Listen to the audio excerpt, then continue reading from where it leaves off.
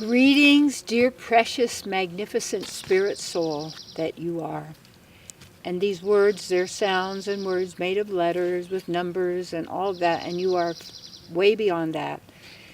And yet that's what we're operating with and using here. So you want to know that. All right. My topic. How to get some satisfaction. Was it Mick that says, I can't get no satisfaction? No, how to get some satisfaction.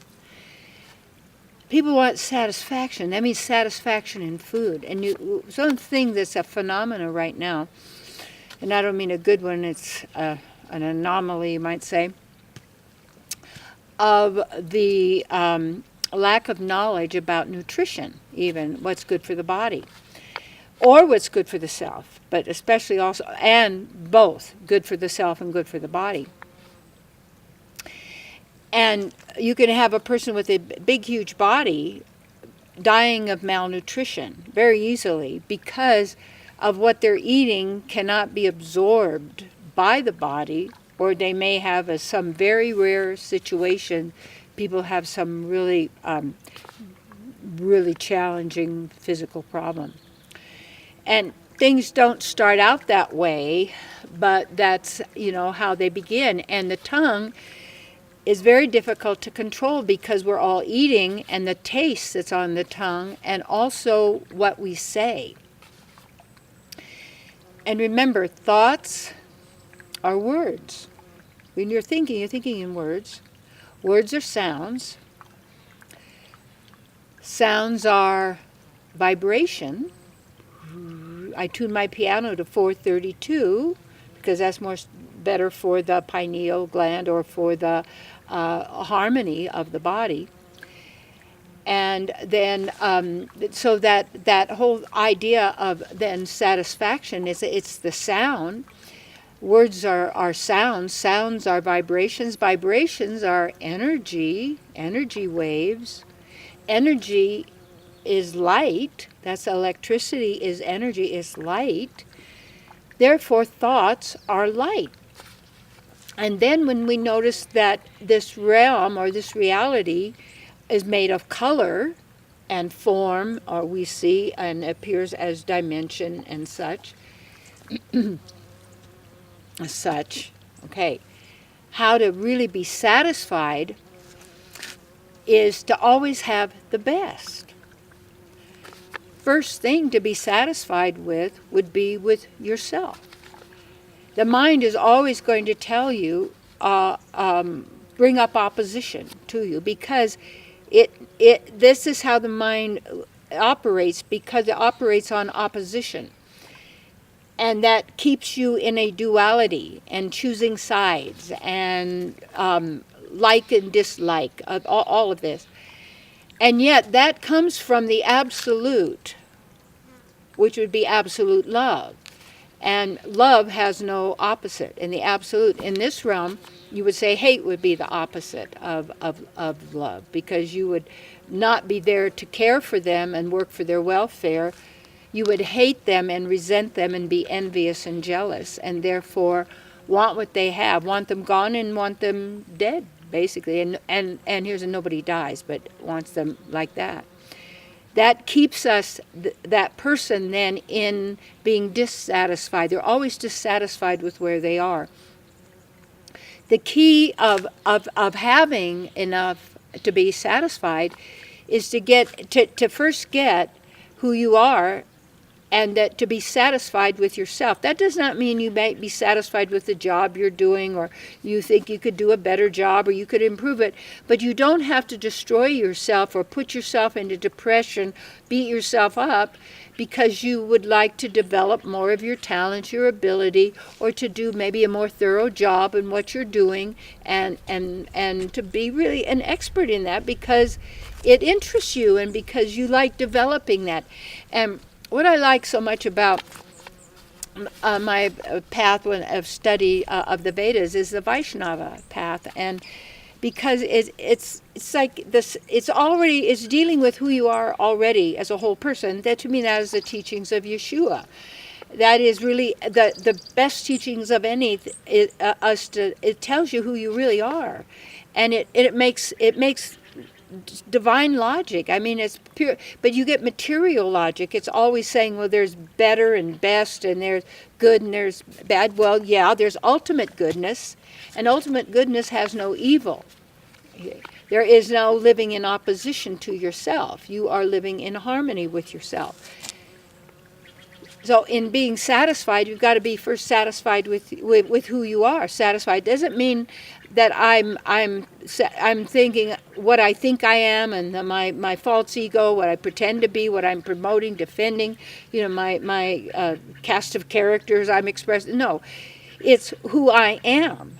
And as we breathe into the now, in that practice, it helps us to know how to discern the difference between ourselves and the mind and the thinking, and how that's all being produced. So by being more centered on your own self in the place of the witness, you also experience self-satisfaction.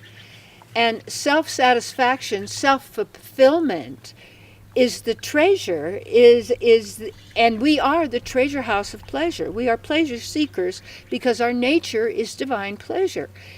And while we're seeking outside of ourselves, what happens is we're denying who we are, so we're never satisfied.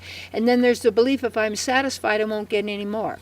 If I'm satisfied, then you won't change. If I'm satisfied, then I won't change. Because take a look at what you're using fear for. And take a look at what you're using that dissatisfaction for. Because this is one of the clues and one of the keys to really look at it. Right where you are is where somehow you've chosen to be at some level, consciously or unconsciously. Could be a trick, whatever it may be, but this is where you are. And if you accept that and get it and get how powerful you are, you could also trace most of that back to core beliefs, to beliefs. And with all of the thousands and thousands and thousands of people that I've worked with and counseled and worked with, and all the, maybe 40 different people that I have trained as ministers, and hundreds as spiritual practitioners, and all this, and so many of those people who have been best-selling authors and spiritual leaders were all, and motivation, all of this kind of thing, were also my students. And that one of the things that I knew, that a master is known by how many masters they make, because you don't hold back. And there's a thing that a lot of people hold back, and they don't really share with you the real heart of it, so that people can study it, but they never ever really attain the fullness that's possible for them if they continue only with that study. That's why you have to it's not about trusting me or trusting anybody else. It's always trusting yourself, and that it's how does this work for you? And self-satisfaction doesn't come from someone else. It doesn't come from just your situation. It doesn't come from anything outside of you other than you're deciding and choosing to be self-satisfied. And when you're self-satisfied, you're really never alone. Or lonely. You could be by yourself, but you're never by yourself because you're always with your beloved. And and especially when you get in nature, then you're listening and you're being in nature and experiencing then the integrity, which is helping your body, come into alignment and harmony, spirit, mind, and body. How to be satisfied with the food. Eat if he's going to have the chocolate, get the topmost that's non-GMO, that's pure, that's raw if you can. I make my own. I call them bliss orbs, cocoa bliss orbs, and I put all the goodies in them. And they're fabulous, just fabulous. And the more we process stuff and give it out to others to do, we don't really even know what's in it.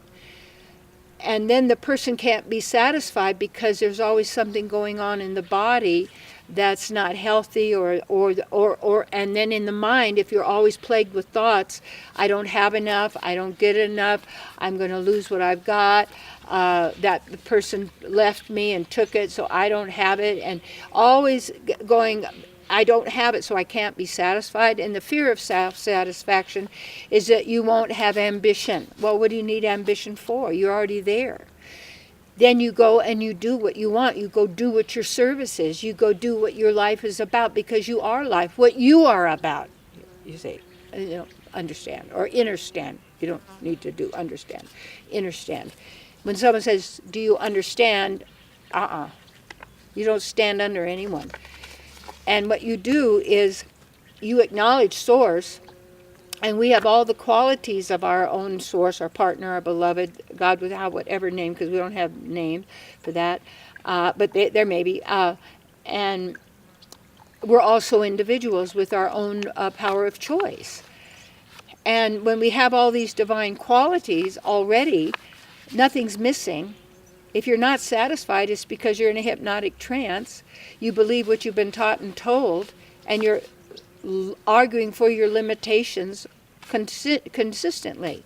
You just, well, I don't believe that, I don't accept that, I don't, no, that's not possible, you're crazy, how can you talk to this, you don't, yeah, you're a product of your education, of your information, rather than not being a product at all, but a free agent, you might say, as to who you really are. The art of self-satisfaction is to get used to being with yourself instead of allowing the mind to take you off and agitate you.